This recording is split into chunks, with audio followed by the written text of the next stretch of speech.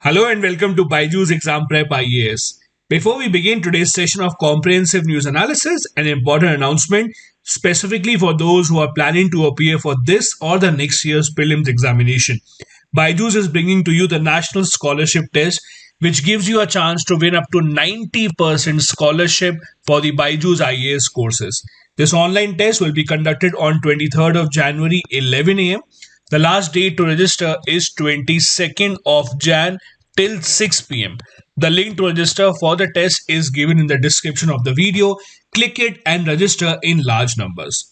Now let's begin today's analysis. The first article that we have talks about the ambitions that Russia and specifically Vladimir Putin has with respect to what is happening in Central Asia, with respect to Ukraine, NATO and the other Western nations. Now, in the past couple of weeks, we have done multiple news analysis sessions on the situation between Russia and the NATO with respect to what is happening in Ukraine. We have discussed how about 1 lakh forces of Russia are on the Russia-Ukraine border, simply because Russia does not want the expansion of NATO in the areas that are nearby Russia. Ukraine, which is on the border with Russia, is planning to join NATO as soon as possible, and Russia does not appreciate it. Now, this article tells us about what can be the intentions of Russia about taking such a big risk in a situation where NATO is headed by powerful nations such as the US. The author starts by arguing that Vladimir Putin is not the first Russian leader that has tried to expand the Russian borders. If you look at the history of Russia, since the 18th century, Russia has been trying to expand its borders towards the east. That started with Catherine the Great, who was a Russian empress in the 18th century. Stalin continued it, and then the onus of continuing this policy has been on Vladimir Putin ever since he has come to power in Russia. Now, the answer to why these leaders have used such tactics can be seen in the geography of Russia. If you look at Russia, you will know that it lacks any natural borders. For instance, India is lucky enough to have natural borders on many sides. We are bordered by the Bay of Bengal and the Arabian Sea on the eastern and the western side. We have the mighty Himalayas towards the northern side, and thus we don't have to worry about being attacked from all those sides. Russia, on the other hand, does not have natural borders except the Arctic Ocean in the north and the Pacific in the far east. For all other borders, Russia has always been worried about the foreign countries coming in and attacking the Russian heartland. And that is where the need to expand the country as much as possible is centered, because Russia wants as much distance between its major cities such as Moscow and St. Petersburg and the borders of Russia from where they can be attacked. And that is a tendency that Russia has followed for over 300 years now. And that is why Russia wants to expand its borders even today, because there are no natural barriers to stop an invading army. In the past, Russia has faced attacks. The last two attacks that we can remember were in 1812 and 1941. The 1812 attack was at the hands of the Napoleon army, and the 1941 attack was during the Second World War when the German Nazi attacked Russia. Now, in both these wars, Russia was successful, but not because of its military supremacy. It was mainly because Russia is such a vast country with difficult climatic conditions that it becomes extremely difficult for any invading army to travel long distances. Also, these victories of Russia came at a great loss of human resources and infrastructure. The Russian army in both these wars was never known to have high-tech weapons or the best of infrastructure, but just that the geography of Russia and the climatic conditions of Russia helped them in tackling those threats. However, ever since the end of the Cold War, when the Soviet Union collapsed and Russia's size shrunk down and became much smaller as compared to the complete Soviet Union, Russia has been on a spree to expand its area as much as possible and maintain its distance from the countries that can attack Russia in the future. Now, it is easy to find fault with what Russia is doing, mainly because in our minds we always have a tilt towards the Western nations. You might always say that in the fight between Russia and the US, in most situations you might side with the US thinking that Russia might be the villain. But in reality, the Western countries also have not made good on their promises with Russia. For instance, the Western nations led by US and UK had promised Russia that NATO would not expand an inch towards the east, but the promise was not kept. In fact, in March 1999, Czech Republic, Hungary, and Poland joined NATO. Now, all these three nations are geographically very close to Russia. It was all the more problematic for Russia because all these three countries used to be the member of Warsaw Pact, which was a group that Russia had formed against the NATO for a similar purpose so that it can consolidate the Eastern European countries. It did not end here. 5 years later, in 2004, five more nations joined the NATO group, including Russia's neighbors, that is Estonia, Latvia, and Lithuania. Of these nations, Estonia is only 160 kilometers from St. Petersburg. St. Petersburg, after Moscow, is the second most populous and important city for Russia. That is why Russia has not been very keen to trust whatever the US or the UK says, because they have not made good on their promises in the past. Although with all these nations, Russia felt threatened, but it was not really in a situation to retaliate. Russia's economy was not great and it was still dependent on business from the European nations, and thus it could not take a chance. Then in 2008, US took one more step to poke Russia by promising Georgia and Ukraine of NATO membership. Now this did not go well with Russia because Ukraine is less than 500 kilometers from Moscow, that is a Russian capital. That would also have impacted the Black Sea. Now if you look at the geography of Black Sea here, nations such as Turkey, Georgia, Russia, Ukraine, Romania, Bulgaria, etc. border the Black Sea. But historically, if you see, Black Sea has been considered as Russia's own lake. Similar to what China claims in the South China Sea that the entire sea belongs to us, Russia also claims that the Black Sea is something that we have control over because for many centuries the Russian emperors have controlled the Black Sea entirely. But now most of the nations that share the border with Black Sea, Turkey, Bulgaria, Romania, are all NATO members. In fact, Ukraine and Georgia are the other ones that share a border with the Black Sea, and now they were also being offered a NATO membership by the US, and thus it did not go well with Russia. And this is when Russia retaliated.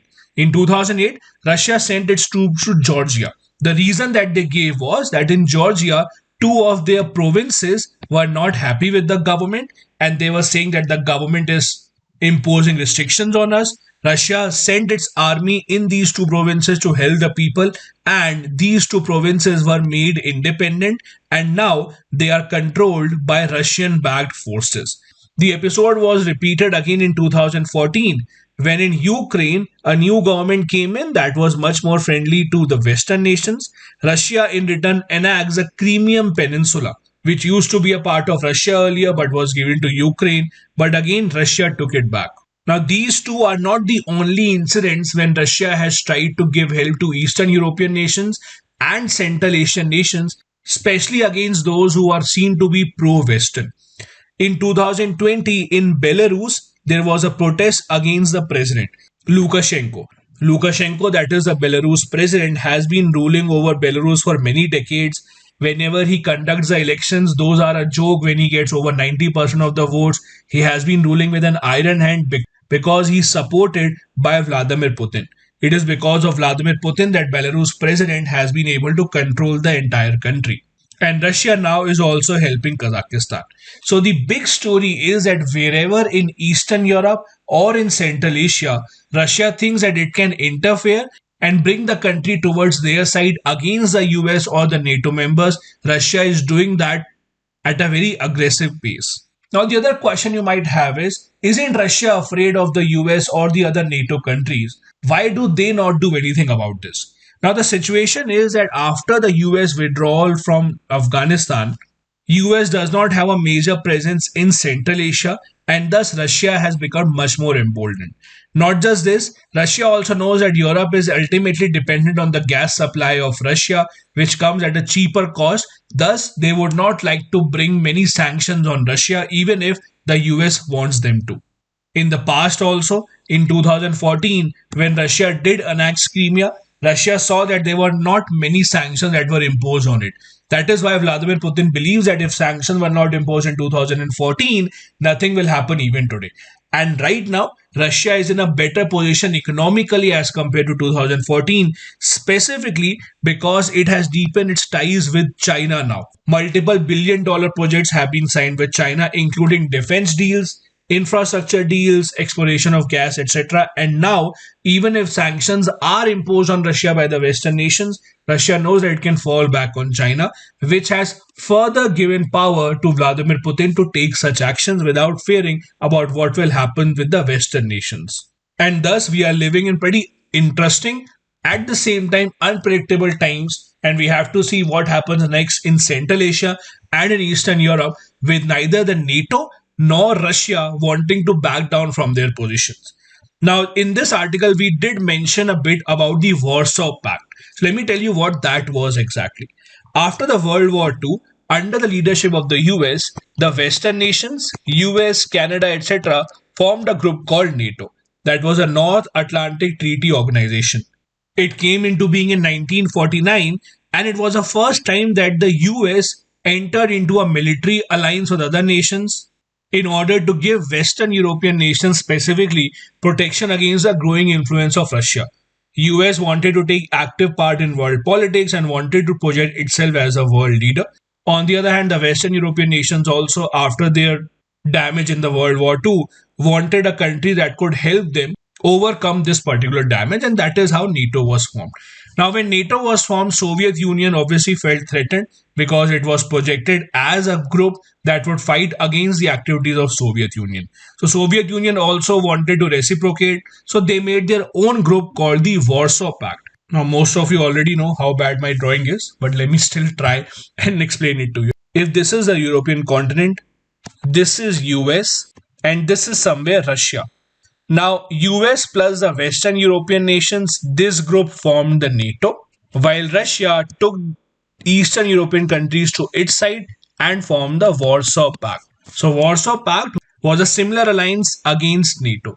The problem why NATO became much successful as compared to Warsaw Alliance was, number one, America had much more financial power as compared to the USSR. So America under NATO and other programs could give lot more financial help to Western European countries to bring it towards their side. USSR, on the other hand, never had the kind of financial power that the US had, and that is why Warsaw Pact remained mostly on paper rather than giving any benefit to the USSR. The Warsaw Pact had nations such as the USSR, Poland, East Germany, Czechoslovakia, Hungary, Romania, Bulgaria, and Albania. Officially, it was called the Treaty of Friendship, Cooperation, and Mutual Assistance, and it worked on a similar line as NATO. That is, it said that all other nations of the pact will come together to protect any one nation that is a victim of any foreign aggression. Although on paper it was an alliance where every country was equal to each other, but in reality it was an alliance for the Soviet Union to control the Eastern European countries. For example, when Hungary tried to leave the Warsaw Pact, the Soviet Union troops were sent to force the country to remain inside. Similarly, in 1968, the Soviet troops invaded Czechoslovakia after the Czech government had begun formalities to leave the Warsaw Pact. Thus, the Warsaw Pact became more of a platform for imperialistic ambitions of USSR rather than helping those other nations. After the end of the Cold War, when the USSR came to an end, the Warsaw Pact became redundant. It was officially dissolved in 1991 after most of the nations withdrew from it. The next article that we have here is written by Mr. Tikendra Singh Panwar, who is himself a deputy mayor of Shimla. The article is written on the theme that it is time for the city governments, that is the municipalities and the municipal corporations, to be empowered much more by the central and the state governments, because without their financial empowerment, bringing grassroots development would be a distant dream for the country. The author starts by quoting a recent RBI report titled State Finances Study of Budgets of 2021-22. This report of the RBI says that third tier governments in India, that is, the district governments, municipalities, are playing a frontline role in combating the COVID pandemic by implementing the containment strategies, healthcare, etc., and thus their finances have taken a big hit, as a result of which Most of their other expenditures have had to be cut down. The RBI in the report also says that there is an urgent need to provide functional autonomy to civic bodies and the governments must empower them financially. Similar recommendations have been given by earlier finance commissions as well, including the 15th Finance Commission. However, on ground, not much has changed despite these reports and recommendations by the Finance Commission. Now, if you look at the municipalities in India, one of the biggest ways in which they earn money is the property tax. However, the OECD data says that India has by far the lowest property tax collection in the entire world. It is one of those taxes that we are not really concerned about or we are not really aware about. This is a tax that is usually collected by the local municipality and forms their revenue. We do have the concept of having city mayors, but they are usually powerless, and most of the policies of the city are decided by the state governments. In contrast, if you look at major cities such as London, Washington, or Paris, the post of mayor is extremely powerful, and they are the ones who are responsible for running the city. One major reform that was introduced in India was the 73rd and the 74th Amendment Acts. However, if you have read them, you would know while the acts made it mandatory to set up municipalities, panchayats to have regular elections, but they did not provide them any financial help. The 73rd and the 74th Amendment Acts made it completely voluntary for the state governments to provide financial help to the panchayats and to the municipalities. Thus, if a state government wants to provide some money to municipalities for their working, they can do that. But if they don't want to provide any money, they can do that as well. The only power that was given to municipalities was to plan and not to spend any money. It's very similar to your dad coming to you and asking, where do you want to have the next vacation? Make all the plan. We can go anywhere you like. And you spend the entire day, you make a plan, I want to go to France, Australia, Switzerland, etc. And then in the evening when your dad comes back home, you ask the dad, can I have your card? I want to book the tickets. And then your dad says, no, I will not give you any money, but I will give you all the power to plan. So you can keep on making your plans, be happy with your plans, but when it comes to money, no, that will only remain under my control. What is the use of that power of planning if you can't implement that? What is the use of making such plans when you don't have the financial resources to actually fulfill those? In other words, you only have responsibility but no power. Power without responsibility is bad, but responsibility without any power is equally bad. That is what is happening with municipalities right now. Now, because it is voluntary on the states, some state governments do actually give money to the municipalities, which have seen great results. Let's take the example of Kerala. In Kerala, the state's plan budget says that 40% of the taxes will go to the local bodies for important subjects such as planning, etc. And that is why the performance of municipalities in Kerala is head and shoulders above any other municipality that works within the country. The way ahead has to be, as per the author, to transfer 3 F's, that is, transfer of functions, transfer of finances, and transfer of functionaries as well. Functionaries means that the municipality should have their own trained staff that knows about the city and are not transferred by the state government to some other department every few months or years. This will empower the city and the governments that are running the city. The problem is that even when the political parties fight elections, their focus mainly remains on the villages and the villagers. We talk a lot about the development of villages, about giving free things to the villagers, but we forget the fact that about 90% of the government revenues actually comes from urban areas. If you go a few years back, before VAT and GST came into being, Octroi used to be a major source of revenue for municipality. Places with good number of industries such as Pimpri Chinchwad and Pune in Maharashtra used to earn a lot of money from Octroi taxes and used to spend that on the development of the cities.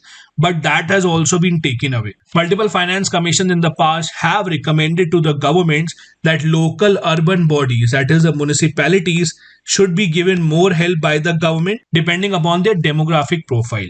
So if a certain municipality has more number of people, has people who fall ill much more often, then those municipalities should be given more money for their healthcare infrastructure, etc. But because that has not been done and the municipalities have not been able to collect property taxes, they don't really have enough money. What is the result? The result is the few people who actually pay taxes are taxed even more, and municipalities, because they can't perform their functions themselves because of lack of money, have to outsource most of the services. We often take examples of Scandinavian countries thinking that they are the best when it comes to social development and we should learn from them. But we have to understand that in Scandinavian nations, a part of income tax from the citizens is given directly to the city governments to spend on their planning. In fact, in India also, at the time of the UPA government, when Dr. Manmohan Singh was the Prime Minister, there was a committee formed to review the working of the 74th Amendment Act. The committee said that 10% of income tax from every city that is collected should be given back to that city as a direct revenue grant from the central government. But do you really think the central government, or even the state government for that matter, would let go of any money coming into their hands? It will never happen, and thus it has not happened till now. The other suggestions are to ensure democratic decentralization, which was the entire idea of introducing 73rd and 74th Amendment. Just giving responsibility would not work if you don't give them the power to implement it. Then prepare cities for the upcoming challenges such as the impact of climate change. Just having one-off policies such as smart cities, etc., will not work. We need to have long-term aims of what we want our cities to look like in the next 20, 30 and 40 years, and how do we achieve that. Controlling everything sitting in Delhi or sitting in the state capital does not make sense.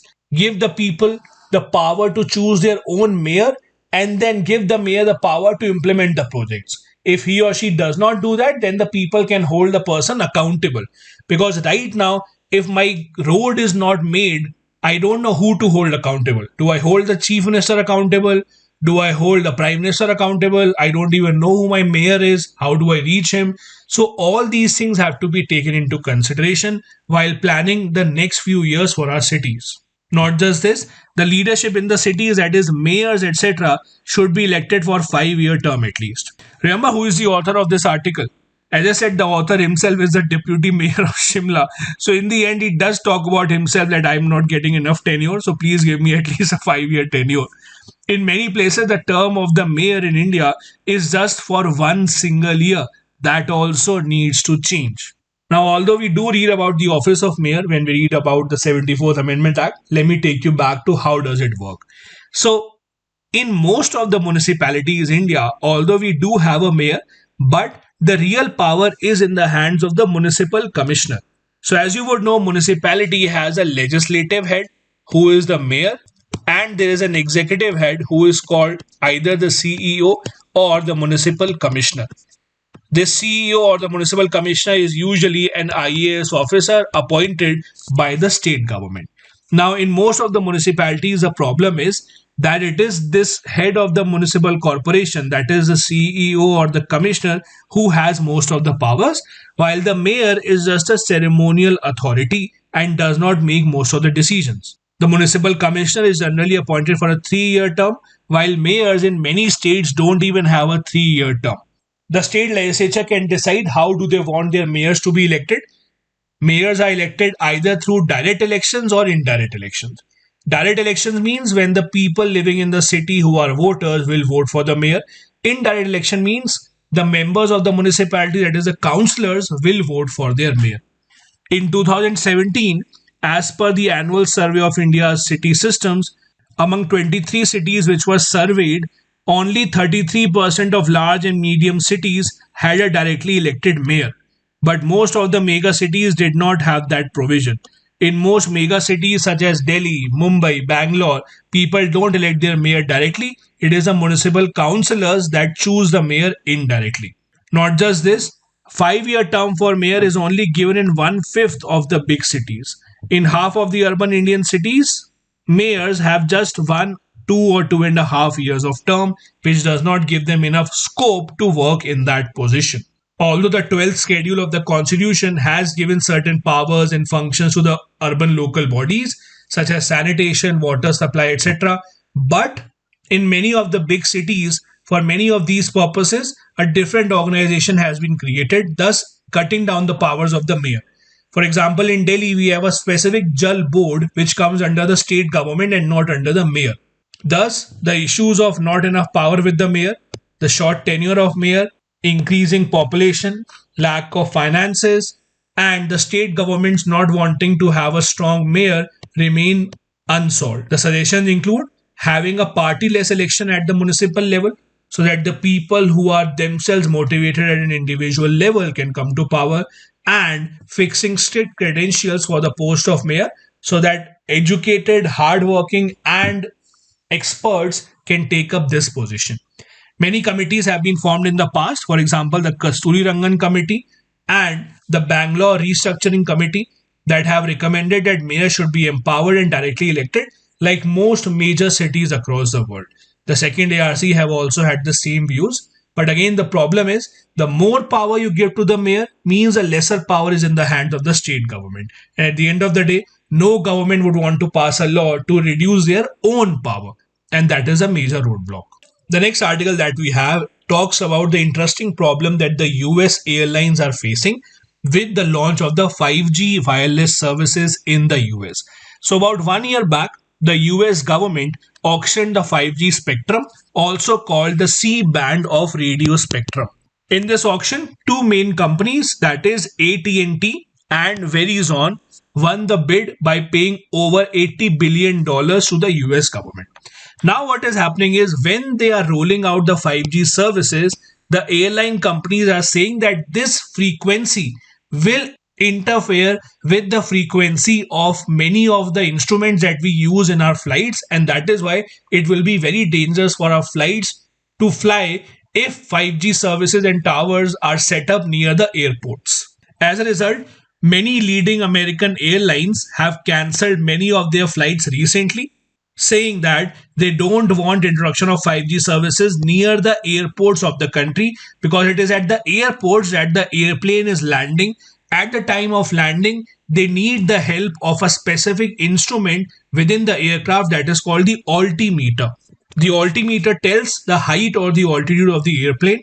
It works at a similar frequency as compared to the 5G, and that is why there are high chances of interference and the plane might not be able to communicate properly with the air traffic control. Because of this, in the past couple of weeks, there have been major rescheduling and cancellations that we have seen in the US, and the Federal Aviation Administration in the US and the aircraft makers have pointed out that 5G radio frequencies can be very dangerous, especially in low visibility landings where pilot has to depend upon such instruments for an accurate reading. The problem is that both 5G and some flight equipments operate in the same C band of the radio spectrum with slightly different frequencies. The FAA has said that they are working with the altimeter manufacturers to have their devices replaced or change their frequency band. Now, the interesting part is that the US is not the first country to roll out the 5G. So, how did other countries manage the same? Countries such as South Korea, China, Japan, and even many European nations, including France, have successfully rolled out 5G, and the US telecom companies are anyways late. Now, what exactly can be the solution to this? The US government says that we have planned buffer zones for US airports, and within some distance of the US airport, no 5G services will be available. Thus, at least for the last 20 seconds of the flight, so when the flight is about to land, 20 seconds before that, there will not be any 5G signals and they will easily be able to land.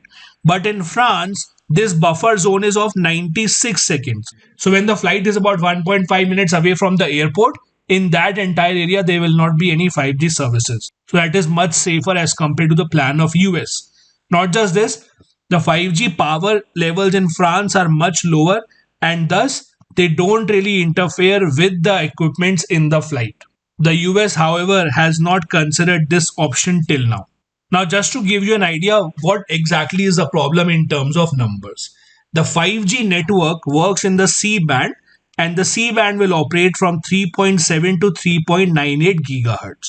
On the other hand, the plane altimeters that tell how high the plane is right now, they work in the band of 4.2 to 4.4 gigahertz. So there is a frequency in the range which is a buffer so that the two frequencies don't match. But in the worst case scenario, what if the 5G band or these altimeters don't work properly and there is a mix up in this particular range, then it will become a huge problem. It can be fatal for the airplanes that are trying to land. Let me tell you the history of this problem in some more detail. So the 5G signals rely on greater use of the radio signals. The radio frequencies that are used for 5G in the US are called the C band, as we discussed, and they are interfering with the radio altimeters. Now, this issue did not just start in a few days. In fact, in 2020, the RTCA, which is a US organization which produces technical guidance on aviation issues, said that there will be catastrophic failures leading to multiple fatalities if there are not appropriate mitigations. So the threat of 5G rollout was seen in 2020 itself. In the US, 10 airline companies together have formed a group called Airlines for America. The group has warned that this could lead to more than 1,000 flights being delayed or cancelled in bad weather because landing would be impossible. They have also suggested that a large part of the US aircraft fleet will be unusable because most of their equipment use this kind of frequency range only. What are the other nations doing? As I said, in France and other EU nations, the networks operate at lower frequency, so they don't have a problem of interference. In France, they also have buffer zones around the airports where 5G signals are restricted. Even the antennas that will be in that range will be tilted downwards to prevent any potential interference with the aircraft equipments. In the US also, the government has established temporary buffer zones at around 50 airports where 5G providers will have to limit their activities. But again, as we discussed, these buffer zones are much smaller as compared to what they are in France.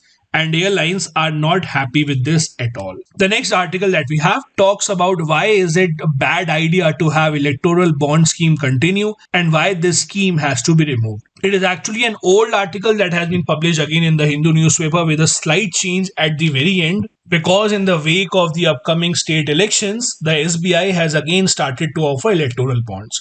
As you would know, electoral bonds are a way to donate money to a political party. If you want to donate over rupees 2,000 to a political party of your choice, you can do that through electoral bonds. You have to go to specific branches of the State Bank of India, give them the money, do the KYC, submit your documents. They will give you a paper saying that you have deposited, for example, 1 lakh rupee. Then you will take this paper, give it to the political party of your choice. They will deposit this paper in their registered bank account and the money will be transferred to them. This is an electoral bond scheme. The bond will not have your name over it, and that is why these are called bearer bonds. Bearer bond means those who have it are the owners, like a currency note. If you have a 500 rupee note, that means it belongs to you. It does not have your name, but because it is in your hand, it belongs to you. That is how electoral bond scheme work.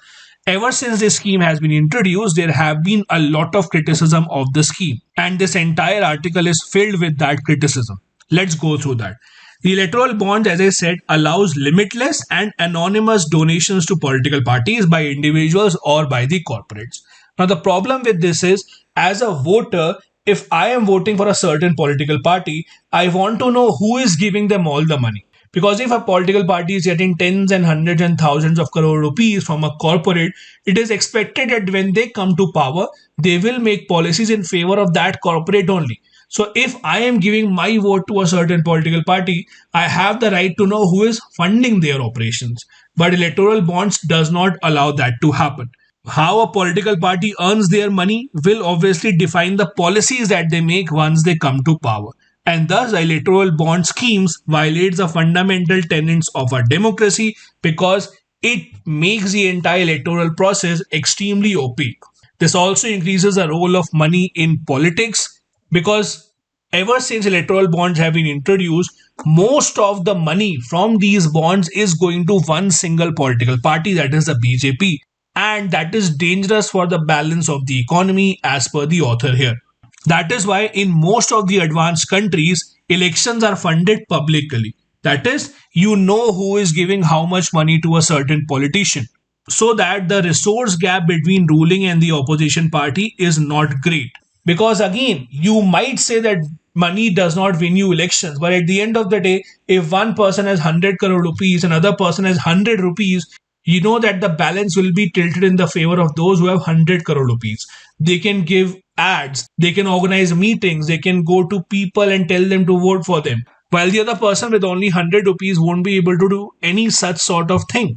Not just this, most countries also have limits on how much money can be donated to political party, but that is again not something that we have in India. Electoral bonds can be used without any limit. The other problem with these bonds is that it only goes through the State Bank of India. Now we know the State Bank of India is ultimately owned by the government of India. Although the bonds are anonymous, they don't have any name. But how difficult would it be for the government to just make a call to SBI and ask them who came to take the bond? Just give us the names, how much money was spent, and they can calculate who did not come to us. For example, SBI tells them, sir, a certain person X came today and bought a bond for 100 crore rupees. The government will wait for 1 or 2 weeks. If they don't get the 100 crore rupee bond, means that this person has donated the money to someone else. So now they come to know the sources of money from their of opposition parties as well. That is why it is extremely unfair, because the opposition parties can never get to know this information. Now these questions have been raised ever since the scheme came into being. The government of India says that this is done to prevent the flow of black money. How? Because cash donations are being discouraged. If you want to donate over 2000 rupees, you have to go through electoral bonds only. But it is unclear how preventing black money will work here, because again donations are anonymous, they are limitless, and citizens don't get to know anything about how the political party is getting the money. Even foreign entities who can just set up a corporation in India through shell companies can donate to political parties without any limit, which even increases the chances of corruption rather than decreasing it.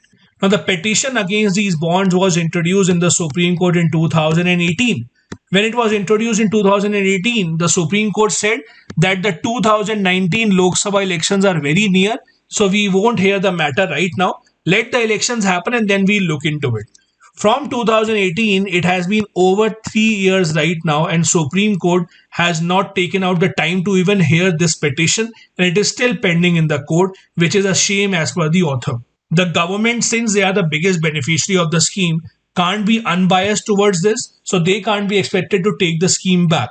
Thus, the only option with the people is to look towards the court, because the Supreme Court remains the only independent body that can actually take back this law and preserve the democracy in the country. But again, it is on the Supreme Court whether or not they take the initiative in this regard. Now, I'm sure all of you are already aware of the electoral bond scheme and you have heard about that. But just for revision's sake, electoral bonds are used to make donations to political parties and can be bought in the multiples of 1,000, 10,000, 1 lakh, 10 lakh and 1 crore without any maximum limit. They can only be issued by the State Bank of India from some certain authorized branches, and they are valid for 15 days. Also, you can't buy them 365 days in a year. There are certain periods. There are a period of 10 days each in the month of Jan, April, July and October as specified by the central government. As I said, they don't have your name. These are called bearer bonds. We have already discussed about the issues of anonymity, asymmetric because they are favoring one single political party, and they are being used as a channel of black money. The government's defense is that these can be donated only to those political parties who have got at least 1% vote in the last general elections. So they can't go to any political party. The government was saying this because there were allegations. For example, I have a lot of black money. So what I will do is I will just open up a political party and indirectly donate this money to my political party only. Thus, the rule says that you can only donate to those political parties that have got at least 1% votes in the last general elections. The government also says that even the Election Commission of India has not spoken against this, while the reality is that the Election Commission of India has spoken against this, but they're only concerned about the anonymity clause. They just want the name to be written. But again, the government has not made any such changes in the law till now. The next interesting article here is about the concept of remaining anonymous in the online world. The author here says that on the social media, many people prefer to be anonymous. Either they don't write their name or they write a fake name, put a fake picture, but either way they want to remain anonymous. Now, why would people want to be anonymous on social media? There can be many reasons behind it. One, maybe you want to speak the truth against the government and you're afraid that the government agencies or the government will harass you. Maybe that's why you are doing it with a fake profile. But you also have to know that the government, with all the resources and the power they have, if they really want to know who is the person behind the anonymous profile, they can know that. The other reason can be to participate in online conversations without being judged for your experiences. Because the online world is a very tough and insensitive world where you don't know how your feelings and your opinions will be judged. So maybe you don't want it to affect your personal life, and that is why you choose to remain anonymous. The reason is that when you know that it is your fake profile and you won't be impacted by whatever anyone says at you, it gives you much more freedom to put out your views. In many cases, you might see a debate going on Facebook or Instagram or any other social media platform, and you want to speak on that topic. You might want to say that I don't agree with you, but you are afraid because you don't know how the other person will react. They will start using bad language, and you don't want that to impact you. You don't want that to impact your life. So you stay quiet. Anonymity gives you an option to do that because you know that at the end of the day, it will not impact you personally because those bad things are not directed towards you. While this is the good part about anonymity, there are many bad outcomes as well. This concept of anonymous profile is used by people to threaten and to send across their messages without the fear of being caught by the police or by the law enforcement agencies. If you have put out any social media post that is for or against a specific political party, you might get a lot of abuse, you might get a lot of bad words, etc. And most of them would be through a fake profile only. And that is when it becomes an issue. When a fake profile starts attacking you, that means when the fake profile is on the other end and you are facing the problem. In fact, the author says there are platforms also that encourage people to be anonymous. One example can be Glassdoor. You might not have used Glassdoor, so let me tell you what it is. It is a website where you can go and leave review about your company. For example, if I work at BYJU'S, I can go and leave a review about what is the work culture at BYJU'S, how much salary am I getting for my position, so that if someone else is looking for a job at BYJU'S or they want to know how much salary can I get at this specific position, they can get to know that by coming to this website. But again, the problem is if you want to leave a review for your company and it is a negative review, you would not want to leave it from your own name, right? Because you are afraid what if the company takes action against you. So on platforms such as Glassdoor, many people leave anonymous reviews. But the dark side to this anonymity is that these profiles are used to spread fake news, which can affect the reputation of anyone. Many celebrities every single day face these issues where fake profiles are used to damage their reputation, to hurt them mentally, and to oppose their points of view whenever they try to support or criticize any political party of their choice. The problem is that in these cases, the social media platform itself is not very helpful in verifying whether the person's account is anonymous or not. And thus, there are no legal provisions to charge that person for what they are doing. The other major issue with anonymity remains the spread of fake news that we have seen throughout the country that may even lead to people losing their lives. We have all seen how fast fake news spreads. Someone passes on a photo or a video saying that these people are child kidnappers or child molesters, and before you know it, those people are attacked and they are even killed to death. These things have happened, and you don't get to know what is the source of this message because it is just forwarded thousands and lakhs of times. This is the problem with anonymity. Now, the problem of fake news specifically remains a big issue throughout the world. In India specifically, we have been trying to make certain bodies to fight against it. Fake news is also called as yellow journalism, means journalism or news that is not authentic, that is just made so that people get attracted towards it, because you have to understand truth is boring while a lie is always interesting. If there's a newspaper article that says that I sleep 8 hours a day, you might never click it. But if there's a newspaper article that says I sleep only 2 hours a day and I earn crores and crores of rupees, click here to know how I do it, many of you would want to click it, right? Because lies are always attractive. The challenges in controlling fake news are there is no definition of fake news, lack of regulation, there is no way that you can get to know the source of it, difficult to achieve balance because everything can pass on as freedom of expression. You can always say I was just kidding, it was not meant to be taken seriously, etc. There are multiple agencies and laws in India that are trying to tackle the issue. For example, Indian Broadcast Foundation, created in 1999 to look into complaints against content that is aired 24/7. Press Council of India, again, it's a statutory body to keep a vigil on the fake news. It can even censure newspapers and news agencies. The Information Act also, that works in India, imposes obligations on intermediaries such as Google to remove any objectionable content on takedown notices by the law enforcement agencies. These are the articles that we wanted to discuss from the Hindu newspaper today. Now, a couple of practice questions. Number one, what are some of the lacunas in the electoral bond scheme? What can be the possible solutions to make the scheme better? Second, is it time for India's federalism to consider another tier and empower city governments for ensuring grassroots development? Both the questions have to be answered within 250 words each. Thank you so much for watching the video.